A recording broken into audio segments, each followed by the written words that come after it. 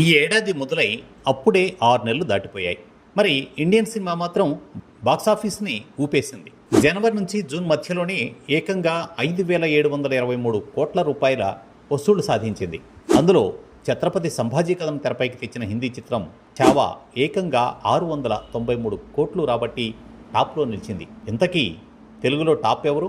ఫోర్మాక్స్ media విడుదల చేసినటువంటి India box office report January to June 2025 ప్రకారం ఈ 6 నెలల్లో ఇండియన్ థియేటర్లలో వసూలైన మొత్తం 5,723 కోట్ల రూపాయలు. 2024 ఇదే కాలంతో పోలిస్తే 14% పెరుగుదల కనిపిస్తోంది. అంతేకాదు మొత్తం 17 సినిమాలు 100 కోట్ల క్లబ్లో ప్రవేశించాయి. ఈ ట్రెండ్ చూస్తే 2025 ముగిసే నాటికి 13,500 కోట్ల రూపాయల బాక్సాఫీస్ టోటల్ సాధ్యమని అంచనా వేస్తున్నారు. ఈ ఏడాది ప్రథమార్థంలో టాప్ వసూలు సాధించిన సినిమా చావా మొత్తం 693 కోట్ల రూపాయలు వసూలు చేసింది.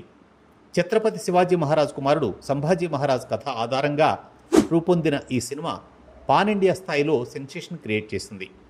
నేషనలిజం, స్పిరిట్, శక్తివంతమైన విజువల్స్ ఇవన్నీ కలిసి సినిమాను బాక్సాఫీస్ బ్లాక్ బస్టర్గా నిలిపాయి. ఇక తెలుగులో టాప్ ప్లేస్ దక్కించుకున్నది వెంకటేష్ నటించిన సంక్రాంతికి వస్తున్న చిత్రం. గ్రామీణ నేపథ్యం, ఫ్యామిలీ ఎమోషన్స్, తెలుగు పండగల ఆత్మ ఈ మూడు కలిసిపోయి సినిమా ఫ్యామిలీ ఆడియన్స్ను ఊపేసింది. ప్రస్తుతం ఈ సినిమా బాక్సాఫీస్లో అత్యధికంగా వసూళ్లు సాధించిన తెలుగు సినిమా. ఇంకా 6 నెలల సమయం మిగిలే ఉంది. ముందు ముందు భారీగా రాబోయే సినిమాలు ఉన్నాయి. షారుఖ్ ఖాన్ యుద్ధం, మహేష్ బాబు రాజమౌళి SSMB 29, రామ్ చరణ్ శంకర్ విశ్వనాయకుడు, అలాగే పవన్ కళ్యాణ్ హరిహర వీరమల్లు, ఇలా ఈ సినిమాలు థియేటర్ను షేక్ చేయనుండగా 2025 ఇండియన్ సినిమా కోసం ఒక గోల్డెన్ ఇయర్గా నిలవబోతోంది. ఇది ఇండియన్ సినిమా రంగానికి శుభకాలం అని చెప్పాలి. మీరు చావా చూసారా? కామెంట్లో మీ అభిప్రాయాలు పంచుకోండి.